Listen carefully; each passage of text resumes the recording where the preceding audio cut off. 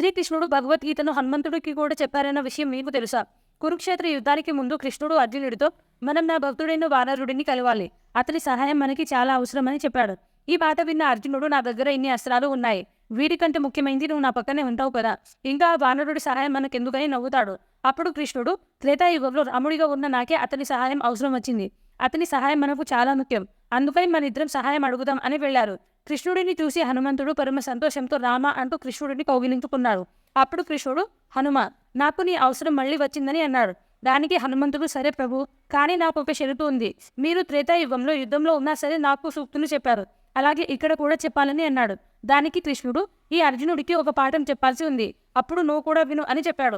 నువ్వు యుద్ధం చేయాల్సిన అవసరం లేదు. నేను కూడా యుద్ధం చేయను. కానీ నేను రథం మీద ఉన్నప్పుడు నువ్వు నా జెండాలా ఉండమని చెప్తాడు. అలా భగవద్గీతను అర్జునుడికి చెప్పేటప్పుడు హనుమంతుడు కూడా వింటాడు. అందుకే అంటారు జెండాపై కపిరాజు అని. మీరేమంటారు?